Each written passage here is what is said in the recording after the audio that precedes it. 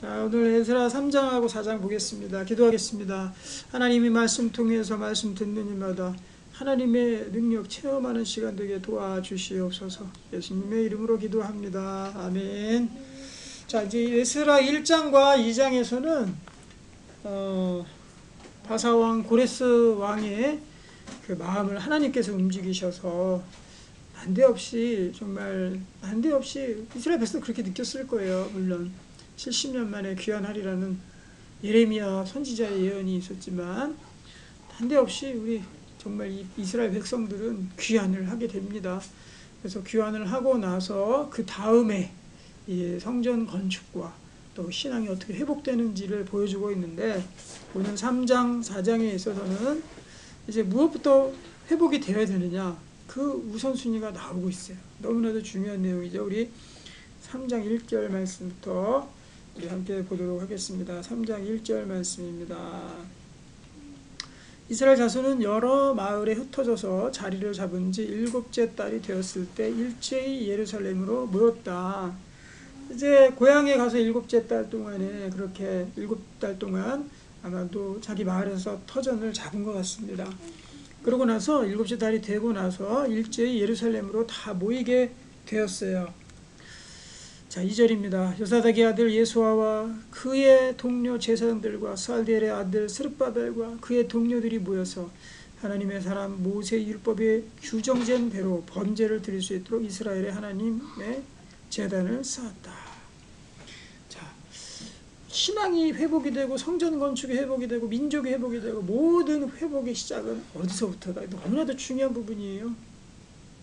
왜냐하면 바로 예배의 제사의 회복부터 그 시작이 되거든요.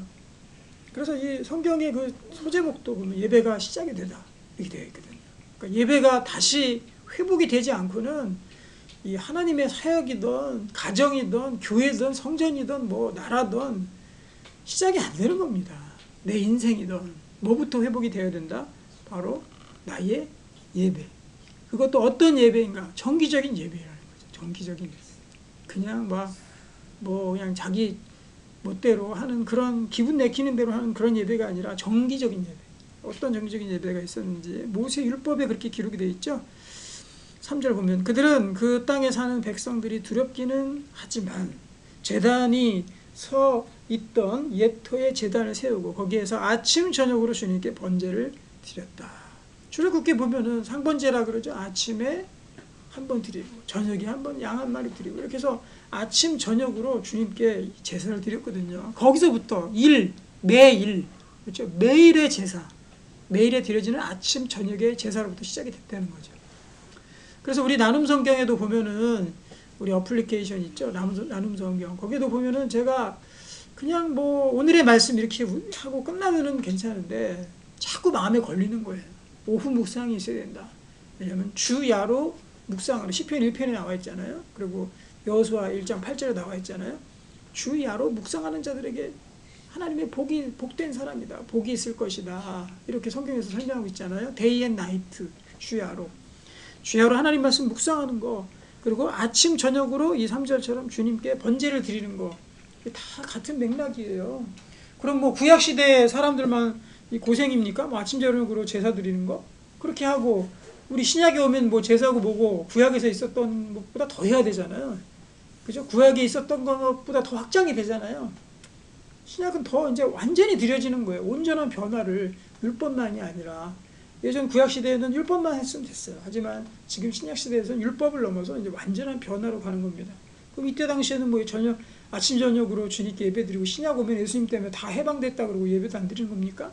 그게 아니죠. 지금은 말씀으로 주야로 또 새벽기도 또 저녁 예배 이렇게 하면서 우리가 예배 드리고, 또 말씀 묵상도 주야로 이렇게 묵상하는 자들이 복이 있다고 했습니다. 그래서 오후 묵상을 그래도 제가 계속 연구하고 어떻게 할까 생각해야 돼서 오후 묵상도 거의 만들어 놓은 거예요. 그래서 시간이 되면 하면 좋지만 되지 않더라도 해야 되겠죠. 그래서 오전에 한번 아침에 묵상하고 또 오후 저녁에 묵상하고, 이런 사람의 그 영적인 급이 달라집니다. 자, 그 매일매일의 번제부터 드렸다라는 거죠. 그래서 매일의 영성이 중요한 겁니다. 우리 교회 이름이 뭐예요? 매일 말씀 교회. 매일 말씀교회. 매일이라는 숫자가 우리 매일우유, 매일신문, 뭐 매일 많잖아요, 그런 거. 근데 매일의 영성만큼 중요한 게 없어요. 우리 하루하루 단위로 살아가잖아요. 그렇기 때문에 매일매일 만나가 내렸습니다. 한 달치, 일주일치 만나 한꺼번에 내려서 그거 비축해놓고 계속 먹은 것이 아니라 매일매일의 만나가 내렸다. 그것은 하나님께서 우리에게 매일의 신앙을, 매일의 영성을 요구하시는 거예요. 그렇기 때문에 매일 말씀, 이게 중요한 거죠. 그래서 매일 말씀 교회죠. 4절, 초막절이 되니 기록된 대로 그 절기를 지켰다. 그들은 또한 규례를 따라서 날마다 정해진 횟수대로 번제를 드렸다. 초막절, 이 3대 절기, 6월절, 초막절, 또 맥추절, 이렇게 해서 3대 절기를 드렸잖아요. 그래서 1년에 이것 구약하고 우리도 지금 똑같이 해야 됩니다. 구약보다 더 해야 되면 더하면 더이지 덜해서는 안 돼요. 구약에 3대 절기가 있었어요. 그 우리도 사실 3대 절기 정도는 지켜야 되겠죠. 그래서 부활절에 그냥 예배만 드리고 끝내지 말고 어떤 행사, 페스티벌, 영적 페스티벌 가졌으면 좋겠어요. 그리고 추수감사절, 그다음에 성탄절, 최소한 이 정도 3번, 1년에 3번의 절기를 하나님께 온전히 드리는 그러한 우리 정말 예배와 절기, 이 현대시대의 절기가 있었으면 좋겠습니다. 자, 그런 다음부터 그들은 늘 드리는 번제 외에도 초하루 제사 때, 여기 보면은 이제 초하루 제사가 나옵니다. 초하루는 이제 매월의 초하루를 얘기해요. 매월 1일. 그래서 이제 어떤 교회들 보면은 월초 예배라 그래서 월상 예배, 월초 예배, 월초 집회, 월초 기도회, 뭐 이런 거 있는 교회들이 있어요. 다 이 모델을 따라서 한 거거든요. 그래서 이거 우리 지켜야 됩니다. 매월 첫째 날 같이 모여서 하루 종일 뭐 기도를 하든지 아니면 영적인 축제를 갔든지, 뭐 특별한 집회를 갔든지 다 있어야 됩니다. 하나님 필요하니까 우리에게 주신 거예요. 초하루, 그 다음에 거룩하게 지켜야 하는 주님의 모든 절기를 맞이할 때와 주님께 자원 예물을 바칠 때마다 번제를 드렸다. 주님의 성전 기초는 아직 놓이지 않았지만 그들은 7째 달 초하루부터 주님께 번제를 드리기 시작하였다. 자, 3장 6절에서 바로 에스라의 이 에스라서의 바로 이 하나님의 백성 민족 자체의 회복이 예배의 회복으로부터 시작되었다. 정기적인 예배의 회복. 그렇죠? 우리가 지금 해야 될 것은 정기적인 말씀의 회복, 정기적인 기도의 회복이 우리 가운데 있어야 됩니다. 다 거기서부터 시작이 되는 거예요. 예배가 회복이 안 되면은 끝이 없어요. 끝이 없어요. 회복의 기미가 없습니다. 그냥 계속 그대로 가는 겁니다. 예배가 무조건 회복이 돼야 그 다음부터 하나님이 차츰차츰 자리를 잡아가지고 회복을 우리에게 주신다는 거죠. 다시 세워집니다. 7절, 백성은 석수와 목수에게는 삭슬 줘서 일을 시키고 시돈 사람과 두로 사람에게는 먹을 것과 마실 것과 기름을 주어서 페르시아 왕 고레스가 그들에게 허락한 대로 레바논에서 백향욕을 베어 바닷길로 욥바까지 뛰어보내게 하였다. 백성이 하나님의 성전터가 있는 예루살렘으로 돌아온 지 이태째, 2년이죠. 되는 해 둘째 달에 스알디엘 아들 스룹바벨과 요사닥의 아들 예수아와 그들의 나머지 동료 제사장과 레위 사람과 사로잡혀 갔다가 예루살렘으로 돌아온 모든 사람이 공사를 시작하고 20살이 넘은 레위 사람을 주님의 성전 건축 감독으로 세웠다. 예배가 먼저 회복이 되고 그 다음에 이제 이 성전의 건축이 이제 시작이 되는 겁니다. 준비가 이렇게 쫙 되는 겁니다. 결국에는 이 민족 해방의 그 이유가 목표가 뭡니까? 모세가 이스라엘 백성들 끌고 출애굽하겠다고 바로 앞에 가서 했던 얘기 뭐냐면 우리가 가서 예배 드리게 해주십시오 하고 출애굽을 시켰거든요. 출애굽의 목적이 뭐냐? 다른 거 없습니다. 예배 회복을 의미하거든요. 예배 드리기 위해서. 그리고 에스라서의 이 민족의 회복의 목적은 무엇입니까? 이것은 가서 너희가 예배를 드려라. 고레스 왕도 예배를 드려라. 그렇게 하거든요. 얘기해주거든요. 그리고 예배에 필요한 번제물도 내가 다 공급해 주겠다. 가서 예배를 드려라. 이렇게 고레스 왕이 민족에 시킵니다. 그래서 다 귀환이 시작이 되고 예배가 회복이 되고 그 다음에 성전 건축이 재건축이 시작이 된 거죠. 예배가 우리의 목적이 되어야 된다는 거예요. 9절, 예수아와 그의 아들들과 친족과 호다위아의 자손 간미엘과 그의 아들들이 한마음 한뜻으로 하나님의 성전 짓는 일을 감독하였다. 레위 사람 헤나닷의 아들과 손자와 친족들도 그들과 함께 일을 하였다. 집 짓는 일꾼들이 주님의 성전 기초를 놓을 때 예복을 입은 제사장들은 나팔을 들고 레위 사람 가운데서 아삽 자손들은 자바라를 들고 이스라엘 왕 다윗이 지시한 대로 저마다 주님을 찬양하려고 자기 자리에 섰다. 성전 기초를 놓을 때 이 찬양대가 함께하면서 제사장들이 나팔을 불면서 이 찬양이 시작이 되었다고 기록하고 있죠. 그들은 서로 화답하면서 주님을 찬양하고 감사의 찬송을 불렀다. 주님은 어지시다. 언제나 한결같이 이스라엘을 사랑하신다. 주님의 성전 기초가 놓인 것을 본 온 백성도 몸척건 소리를 높여서 주님을 찬양하였다. 성전 기초 이 공사식을 성전 이 낙성식을 한 거예요. 낙성식이 아니라 기초를 놓는 시작에 그 예배를 한 거죠. 같이 감사의 찬송들을 불렀습니다. 12절 그러나 첫 성전을 본 나이 많은 제사장들과 레위 사람들과 가문의 우두머리들은 성전 기초가 놓인 것을 보고 크게 통곡하였다. 또 다른 쪽에서는 많은 사람들이 기뻐하며 즐거이 노래했다. 한쪽에서는 너무나도 기뻐서 찬양하는 소리, 또 한쪽에서는 통곡하는 소리가 같이 어우러져 있었다라는 거죠. 이거는 이스라엘 백성들의 그때의 통한을 정말 통한과 기쁨이 섞여 있음을 이 성경에서 보여주고 있는 거죠. 우리 이민족 하나님의 백성인데 우리가 여호와 아브라함의 하나님이 이끄신 유일하신 여호와 하나님의 백성들인데 우리가 민족을 잃고 다 끌려갔다가 이 비참한 모습으로 다시 돌아왔는데 하나님이 우리를 회복시켜 주셨구나. 감사의 마음들, 그 다음에 회개하는 마음들, 우리가 너무나도 잘못했기에 하나님께서 우리가 이렇게 고생을 하는구나 하는 회개의 마음들, 또 우리를 해방시켜 주시고 다시 성전이 생기는구나 하는 감사의 마음, 기뻐하는 마음들이 한데 어우러져서 그렇게 이 목소리들이 여러 가지 목소리들이 나온 겁니다. 13절 환성과 통곡이 한데 뒤섞여서 소리가 너무나도 크고 시끄러웠다. 그 소리는 멀리서도 들을 수 있었으나 어느 누구도 환성인지 통곡인지 구별할 수 없었다. 네. 여기 13절까지 혼통 뒤섞여서 이렇게 큰 정말 역사적인 순간들을 맞이하게 됐습니다. 자, 4장 1절입니다. 유다와 베냐민의 대적은 사로잡혀 갔다가 돌아온 사람들이 주 이스라엘 하나님 성전을 짓는다는 말을 듣고서 스룹바벨과 각 가문의 우두머리들에게 와서 말하였다. 아시리아 왕 에살핫돈이 우리를 여기로 데려왔을 때부터 이제까지 우리도 당신들과 마찬가지로 당신들의 하나님을 섬기며 줄곧 제사를 드려왔으니 우리도 당신들과 함께 성전을 짓도록 하여 주시오. 이거는 모략이죠. 성전 짓기를 방해하려고 하는 거. 이게 이렇게 하나님께서 이제 뭐 평탄대로 쭉 열어주실 것 같죠. 뭔가 한 단계 넘으면요 거기에 반대 세력이 반드시 부닥칩니다. 악한 세력들이 아직도 있기 때문에 그래요. 그래서 이 성전 건축은 또 십몇 년 동안 또 이것이 중단이 됩니다. 참 이해가 안 되죠. 이제 하나님이 예배도 회복되고 다 와서 이제 다 될 것처럼 했는데 또 막히는 거예요. 또 막히는 거예요. 하지만 이 이후에 하나님께서 다시 선지자를 보내서 다시 또 재개하게 하시거든요.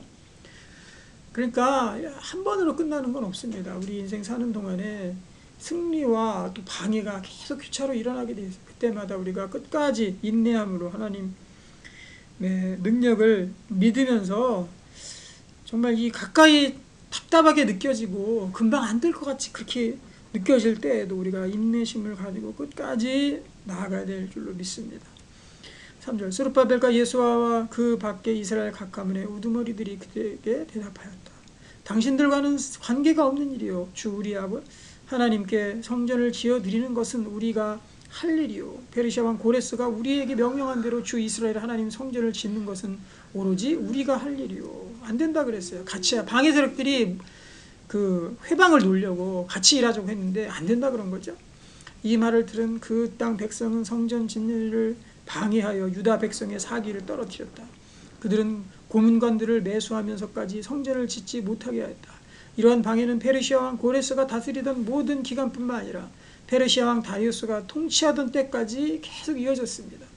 아하수에로가 왕위에 오르니 대적들은 유다 주민과 예루살렘 주민을 고발하는 글을 드디어 고발하는 글까지 올렸습니다. 완전히 중단시키려고. 정말 집요하게 방해하는 것들, 하나님의 일들을 방해합니다. 아닥사스다 때에도 비슬람과 미드르닷과 다부엘과 그 밖의 동료 관리들이 페르시아의 아닥사스다 왕에게 글을 올렸다. 그 편지는 아람글로 적었고 번역이 되었다. 름 사령관과 심세 서기관은 예루살렘 주민을 고발하는 상소문을 아닥사스다 왕에게 썼다. 얼마나 집요합니까, 이 방해하는 것이. 그때 상소를 올린 사람은 르훔 사령관과 심세 서기관과 동료들과 그 밖에 디나 사람과 아바사 사람과 다블레 사람과 아빌 사람과 아렉 사람과 바벨로니아 사람과 수산 사람과 대 사람과 엘람 사람과 귀족 오스나발이 사마리아의 여러 성과 유브라테스강 서쪽 여러 지방에 이주시킨 민족들이다. 다음은 그들이 보낸 상소문의 내용이다. 어떻게 보냈는지 봅시다. 유프라테스강 서쪽에 있는 신하들이 아닥사스다 임금님께 아릅니다. 임금님께서는 다스리시는 여러 지방에 흩어져서 살던 유다 사람들이 우리가 사는 예루살렘으로 와서 자리를 잡고 범죄와 반역을 일삼던 악한 성읍 예루살렘을 지금 다시 세우고 있습니다. 기초를 다시 다지고 성벽을 쌓아 올리고 있습니다. 이 일을 임금님께 아뢰입니다. 성벽 쌓는 일이 끝나고 그 성읍이 재건되면 그들은 세금과 조공과 관세를 바치지 아니할 것이며 틀림없이 국고에 손해를 끼칠 것입니다. 나라에서 녹을 타먹는 우리로서 임금님께 불명예스러운 일이 미칠 일을 그냥 보고만 있을 수 없어서 이렇게 상소문을 올려서 임금님께 아뢰입니다. 조상이 남기신 기록들을 살펴보지만 임금님께서도 바로 이 성읍이 반역을 일삼던 곳이었음을 아시게 될 것입니다. 예로부터 이곳에서는 반란이 자주 일어나서 임금님들을 괴롭히고 다른 여러 지방에까지 피해를 입혔습니다. 이 성읍을 없애버린 것은 바로 그러한 반역 때문입니다. 모략이죠, 모략. 이 성읍이 재건되고 성벽 쌓는 일이 끝나면 임금님께서는 유프라테스강 서쪽 지역을 잃게 되신다는 것을 아뢰는 바입니다.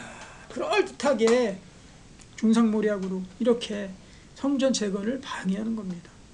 17절 이에 대하여 왕이 내린 회신은 다음과 같다. 르훔 사람과 심세 서기관과 사마리아 유브라덴 강 서쪽에 사는 경들의 동료들에게 평안을 빌면서 이 조서를 내린다. 경들은 우리에게 보낸 상소문은 반역이 되어 내 앞에 낭독되었다. 그것을 듣고서 조사해 보니 과연 그 성읍 사람들은 예로부터 왕실의 권위에 반기를 들어왔으며 그것이 반란을 일으키는 자들의 소굴이었음이 밝혀졌다. 한때는 강한 왕들이 그곳 예루살렘을 다스리면서 유브라데스 강 서쪽 지방을 장악하고 조공과 세금과 관세를 거두기도 하였음이 확인되었다. 그러므로 경들은 그들에게 명령을 내려서 일을 중단시켜라. 다음에 내가 다시 명령을 내릴 때까지 그들이 성읍을 재건하지 못하도록 하여라. 이 일에 착오가 없도록 유의하여 왕실이 화를 입거나 손해를 보는 일이 없도록 하여라. 이제 왕의 명령이 떨어진 겁니다. 절대로 하지 못하게 해라. 중단시켜라.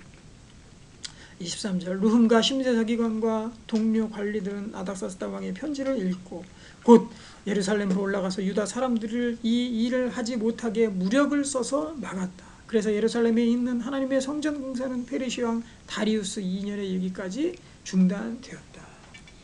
다리우스 2년까지 많은 기간 동안 예루살렘 이제 성전이 쫙 재건되고 예배까지 회복이 되고 딱 뭔가 될 듯한 그 시점에서 사탄 마귀는 다시 하나님의 성전 짓는 것을 중단시키는 겁니다. 뭔가 이제 뻥 뚫릴 것 같잖아요. 그런데 그럴 때일수록 우리가 더 경계를 늦추지 말고 기도해야 되겠죠. 그리고 어떨 때는 정말 하나님께서 이런 것들을 마귀가 역사하는 것들을 그 심판을 유예시킵니다. 하나님께서 기다리고 계신다라는 걸 이들까지도 회개하고 돌아올 시간을 하나님 기다리게 하기 위해서 이 때로는 악한 것도 주님께서 참고 기다리신다는 겁니다. 이 하나님의 인애와 여기서도 자비가 느껴지는 거예요. 하나님이 그냥 일사천리로 악한 세력들 다 물리쳐버리고 왜 그냥 한 번에 안 짓습니까? 하나님의 자비와 악한 사람들에게까지도 자비와 하나님의 인애가 있기 때문에 그런 거예요. 사랑이 있기 때문에 기다려주시는 주님. 때로는 악한 것들을 허락하시는 그 하나님이 바로 기다려주시는 거예요. 변화받도록. 만약 하나님께서 우리를 기다려주지 않았으면 우리가 어떻게 됐겠습니까? 아마도 저도 하나님 백성 되기 힘들었을걸요. 하나님 때로는 내가 악을 저질러도요. 하나님 그거를 그냥 허용을 하시고 기다려주신단 말이에요. 내가 변화되기 위해서. 돌아오는 시간을 위해서.